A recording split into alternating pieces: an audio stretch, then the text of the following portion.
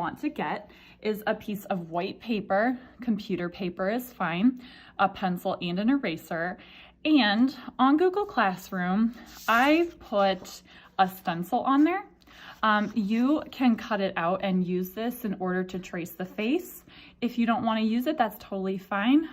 But this will help get an accurate size so that way your portrait is all good to go.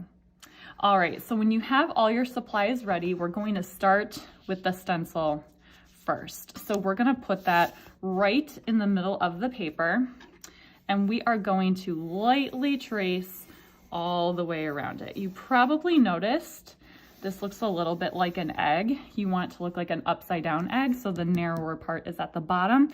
That's going to be your chin. All right. So if you chose not to use the stencil, again, that's completely fine. Just make sure that you have a shape that looks a little bit like an upside down egg.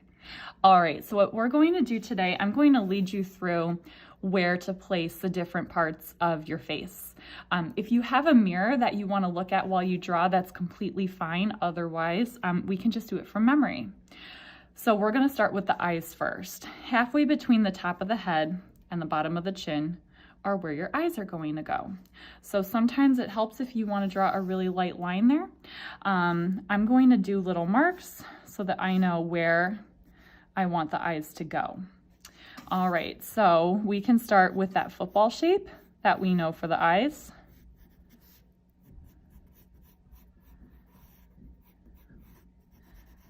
Okay, and of course, make sure that we include the details in the eyes, such as the iris. That's the part of the eye that has color. And then you can also put the pupil in there. Don't worry, you'll look much less wide-eyed once we add some color. All right, you can also draw in some eyelashes if you'd like to. They'll be relatively short. If you draw them too long, it'll look a little bit like a cartoon character.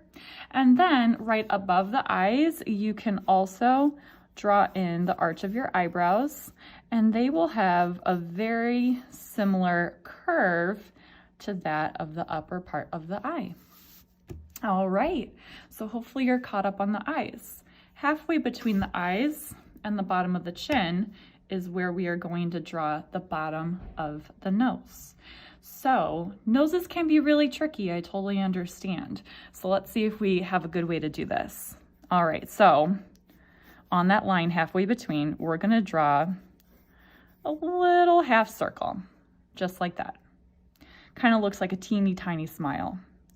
All right, and then on either side of that little half circle, you're gonna do some other little half circles. So those are gonna be your nostrils.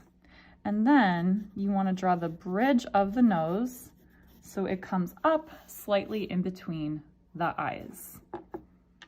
Okay. So after we have the nose, halfway between the bottom of the nose and the bottom of the chin is where the mouth is going to be. So you can draw yourself with your mouth closed, smiling, or your mouth open, smiling, with teeth showing. Either way is completely up to you. I think it helps to draw the line where the lips meet first. And I know that looks like a very funny smile right now, but don't worry, we're gonna finish it up. All right, and then once you have that line where the lips meet, we can go ahead and include the top lip and the bottom lip, just like that. Okay, now we also wanna make sure we draw in a very important part of our face that people often forget, the ears. The ears are one of the things that people almost always forget. So the ears actually aren't too bad. Does everyone see the line where the eyes and the nose is?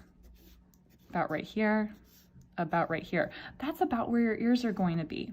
Don't worry too much about detail right now.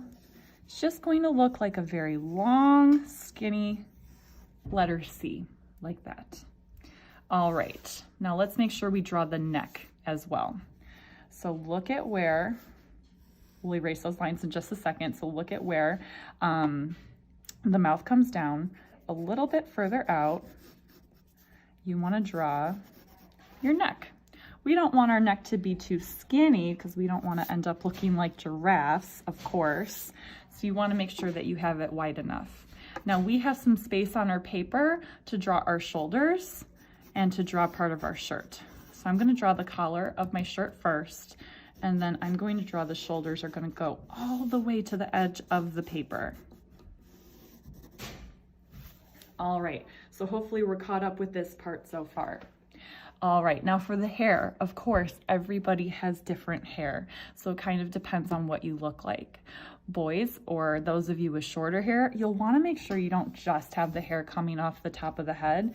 You'll want to make sure that you have it kind of covering your forehead a little bit. That's really important. You'll also have some hair coming down close to the ears like this. All right, now for those of us with longer hair, let me erase that part really quick because that's not quite what mine looks like. All right, so for those of us with longer hair, I think it helps to kind of pick where your part is, where your hair goes to one side and then the other, and then be able to draw it in from there.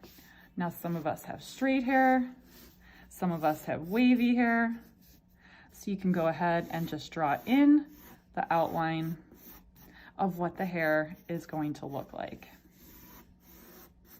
All right, so then ask yourself, are there any other details that you want to include?